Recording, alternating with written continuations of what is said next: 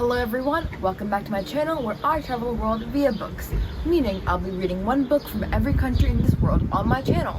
And today I'm paying a visit to South Korea.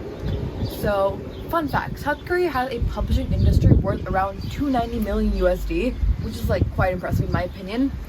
And the book I chose for South Korea is called Untold Night and Day by Bae Suah, and translated by Deborah Smith.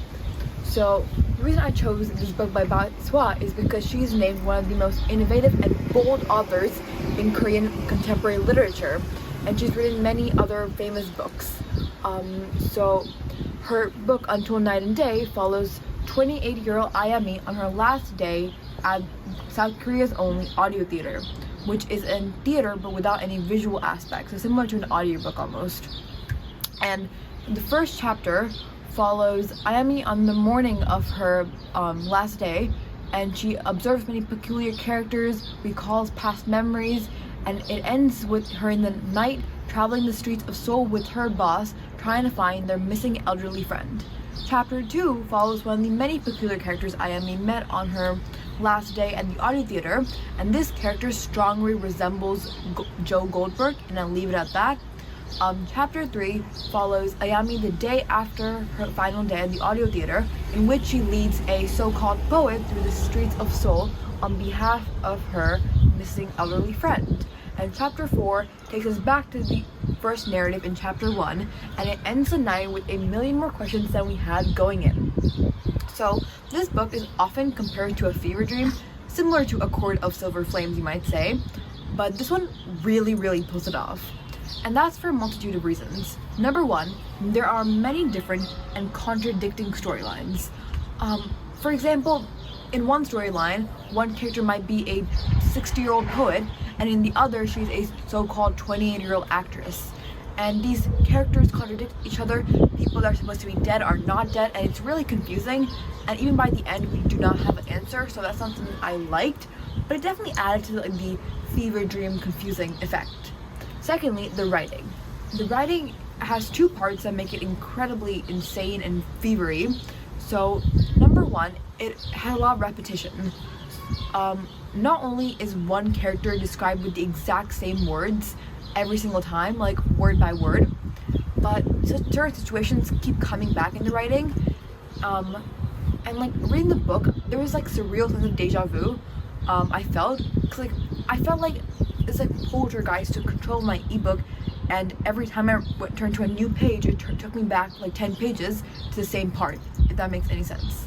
Number two, the writing itself, just the prose, it was incredibly descriptive, and I don't know if I like that, and I'll be reading this small excerpt from the book that sort of expresses what I was thinking, you could say. Okay. Crematorium smoke belched out from the hot asphalt, covering every inch of Seoul, and from the enormous structures of concrete, iron, and glass that towered into the sky, and whole streets became cratered balls of fire with all kinds of animal matter, exposed flesh, skin, eyeballs, hair, sweat, burning up. Merely turning your face in a certain direction was enough for a storm of flaming arrows to inflict lethal burns. Thousands of stars exploded simultaneously, meteors blazed, gas combusted, and the vault of the heavens was plastered with dark ash. All light was shut out in this dawn of night, but the heat didn't abate. At night, the vicious fibers, knitting flesh together, underpinning the body structures, slackened still further, fluttering and whirling around the edge of consciousness. The DNA sequences coding sleep's cellular identity unraveled, and dreams mingled with the comatose states as cell membranes disintegrated. Now, there's a fine line between beautiful prose and writing that makes you question the brownies you accepted from a stranger, and this writing walks that line intentionally. Apart from the writing and the main points of the book, there were a few other subtler themes that I enjoyed. Number one, the theme of a quarter-life/midlife crisis that the main character faced due to her unemployment and her failure as an actress, sort of reminding me of LA. And I liked how through her emotions we got how she doesn't really have a plan anymore in life, she just wants a job, and it felt really hopeless but in a beautiful way. And there was also this common motif of the deprivation of senses. For example, she lost her senses, her sight in a few chapters when she went into this pitch dark restaurant, and she loses a few other senses throughout the book, which is kind of interesting. In conclusion, I don't know what I feel about this book because one side of me doesn't understand why the book was so confusing. Like, there's no point to the book almost.